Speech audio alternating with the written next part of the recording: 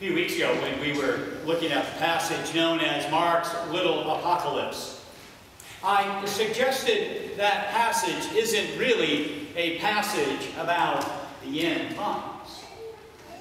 It's not even a passage about the beginning of the end. It's really a passage that speaks to the end of the beginning. Now, in these closing words of Mark's Gospel, we have more of the same. But this isn't an ending. It's really a beginning. Now, but let's face it. This is not your favorite Easter passage, is it? Now, you would much rather hear Matthew's story, complete with earthquake and the meeting of Jesus by the women. Or maybe you prefer Luke and the story of the two disciples that Jesus met on the road to Emmaus. Now, what about John's version with Peter and the other disciple running to the tomb? And then the appearance in the upper room and the encounter between Thomas and Jesus. And then even Jesus cooking breakfast for the disciples on the Sea of Galilee. Those are the Easter stories from the Gospels that we really like to hear, aren't they? But this really isn't even an ending, is it? It reads more like a postscript than a climax. David H.C. Reed says that it's almost as if Mark were saying, this is Jesus, who brought good news to us all. The Son of God, who taught and healed and cast out demons. The Son of Man, who went through hell for us, being crucified, dead, and buried. P.S. They found his tomb empty on the third day. You see, the closing words are absolutely astounding. And the order of the words in the original Greek leaves it even more astounding. For this closing verse really should read, they said nothing to anyone because they were afraid for... And we all know, and grammatically, we aren't supposed to end a sentence with a preposition. No different in Greek than it is in English. Now, we don't like the way Mark's Gospel ends. Now, after looking at Mark since the beginning of the year, after hearing all of the events of the first two chapters, and then after following Jesus in Jerusalem throughout the season of Lent, you're expecting something more, aren't you? We want a neat and a tidy ending. We don't want to end our sentences with prepositions, and we don't want to end our Easter without glory and ecstasy. And this abrupt ending of Mark, it gives us no sightings of Jesus, no breakfast on the Sea of Galilee, no walks to Emmaus, no challenge to Thomas in the locked room, no gentle words to Mary in the garden. Mark ends with a preposition they were afraid for. Now, if you look at Mark in your Bible, you undoubtedly find other endings that are suggested. But there is little doubt that the original ending is right here at verse 8. But as you might imagine, with a literary puzzle like this, scholars have for centuries produced theory after theory to account for such a strange and abrupt ending. Now, one theory says that the original manuscript was torn and the real ending was lost. Possible. Now, some say that this was meant to be followed by the resurrection stories that are found in Matthew and in Luke. Now, still others say that it was a skeptic who liked the rest of what he read in the Gospel of Mark, but he didn't like the resurrection story, and so he just took it out. And there is even a suggestion that says that Mark was writing his Gospel in prison, and he was interrupted at this point by a guard who came for him to lead him to his execution. Now, all of these suggestions, all of these theories are possible. Some of them more possible than the others. but they are also highly unlikely. As I think Mark ended his gospel quite intentionally with verse 8. He ended it exactly as he wanted to. He ended it exactly as he wanted to end it. He does so because he wants to draw us into the picture. See, it's like those children's choose-your-own-adventure book where you get to a certain point and then you get the opportunity to choose how the story ends. That is what Mark has done here. This is the original choose-your-own-adventure book. It's an invitation to you, it's an invitation to me to write our own endings. In Mark's gospel, the only one who appears, other than the women who have gone to the tomb, is this mysterious young man dressed in a white robe, sitting inside the tomb on the right side. And your mind may be taken back to the passage we read just 2 weeks ago, where there was another mysterious young man shedding his robe as he runs away in the Garden of Gethsemane. I don't know if there's a connection or not. But this young man at the tomb first tells the women, he is not here. He has been raised. The essence of our faith is wrapped up in those words. In John Irving's great novel, A Prayer for Owen Meany, it's a novel on which the movie Simon Birch is based. You find in the novel, little Owen says, I find Holy Week is draining. And no matter how many times I've lived through his crucifixion, my anxiety about his resurrection is undiminished. Now, I am terrified that this year it won't happen, that year it didn't. Anyone can be sentimental about the Nativity. Any fool can feel like a Christian at Christmas. But Easter is the main event. If you don't believe in the resurrection, you're not a Christian. It's fascinating, isn't it?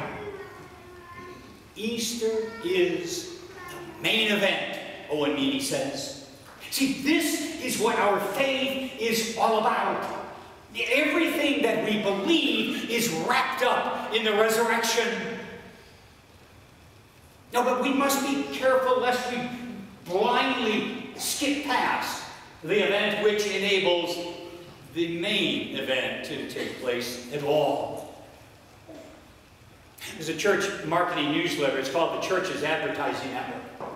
And they have developed a campaign to attract people to church during the Easter season.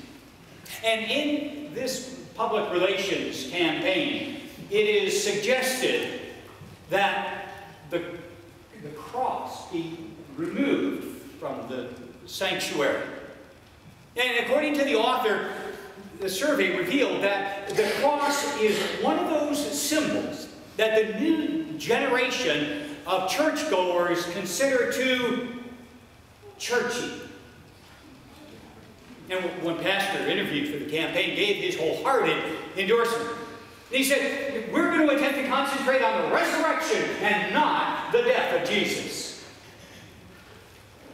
Easter without the cross.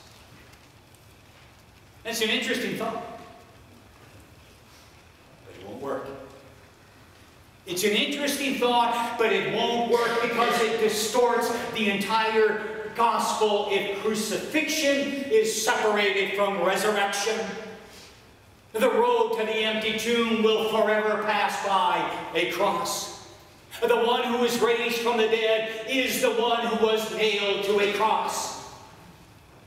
And in fact, before this young man in the white robe tells the women he has been raised, he is not here, he says, you're looking for Jesus of Nazareth, who was crucified. And those words are just as essential as the ones which follow. Because you see, Jesus was raised to give you new life, but he was crucified to save you from your sin. And the two of those things are inexorably connected. And there's something else, though, that this young man tells the women that is also vitally important. And so he wants them to tell the disciples that Jesus will meet them in Galilee. Now think about that. Where's Galilee? But Galilee is far north of Jerusalem. Now, Galilee is where the whole story began 16 chapters before. Now, Galilee is home to all the disciples. So in essence, what this young man is saying is that Jesus will meet his followers where they live. And I think that's what he's saying to us as well. Jesus will meet you where you live. The risen Christ will show up in your everyday life. And so that's the way Mark ends. Except with the additional closing remark that the women were terrified. Oh, how true this must have been. You see, we are so accustomed to the way it is today when we think of resurrection. We gather here to worship in all of its Easter excitement and splendor and glory, and there is nothing but joy. Ah, but think of what it must have been like for the women that first morning. They went to the cemetery while it was still dark for a final burial ritual for the bruised and beaten and dead body of their beloved Jesus. But to be met by a stranger, telling them that he wasn't there, would have been a terrifying experience. You see, Mark invites us to enter the picture, to experience the wonder, the awe, and the fear before taking part in the joy. Now, the great crucifixion hymn, Were You There?, does the same thing. For its words invite us to Calvary, to look in horror upon that scene. And were you there when they crucified him, my Lord? Were you there when they nailed him to the tree? Were you there when they pierced him in the side? Were you there when they laid him in the tomb? And as a crucifixion hymn, there are these 4 verses. There is that 5th verse that has been added as a resurrection proclamation. Were you there when he rose up from the grave? Sometimes it causes me to tremble, tremble, tremble. You see, this is what Mark invites us to do at the end of his gospel. Now, he invites us to stand with the women in the dark, in the cool morning air, in the silence of the wet graveyard and grass, and tremble at the thought of the living God who has raised his Son from the dead and set him loose in the world until the day of his final triumph. A drama by John Masefield called The Trial of Jesus. And the centurion who's in command of the soldiers at the cross, he comes back to Pilate to hand in his report of that day's activities. And after that report is given, Pilate's wife calls on the centurion and begs him to tell her how the prisoner died. And once the story is told, she asks, "Do you think he's dead?" And the centurion replies, "No, lady, I don't." "Then where is he?" she asks. And the centurion answers, "Let loose in the world, where neither Roman nor Jew can stop his truth." This Easter morning, I would suggest to you that Mark has left his gospel unfinished because he wants you to enter the picture and finish it yourself. He wants to challenge you to feel and experience the power of the living Christ let loose in the world where no one can stop his truth. He wants you to stand in awe at the empty tomb and contemplate what it means for Jesus to be alive today. You know, I wonder how many of us, when we are singing our Easter hymns, are singing them for the present, and how many of us are projecting ourselves back 2,000 years. You see, if we would truly understand the message of Mark, if we could truly capture the significance of his unfinished Easter story, then we would understand that Jesus Christ is risen today is not to be sung as if we were first-century Christians experiencing the risen Christ. It is to be sung as 21st century Christians experience that same risen Christ in our own lives today. To depart from here today, choose your own adventure. You finish the story that Mark has given you. Allow Jesus to meet you in your own Galilee. Because you see, this isn't really an ending that Mark has given us. He didn't intend it to be. Now it's really the beginning. It's the beginning of your own life lived in the truth of the resurrection. And so like the women who went to the tomb that morning, leave the fear, leave the dark, leave the death behind, and prepare to meet the living Christ. Amen.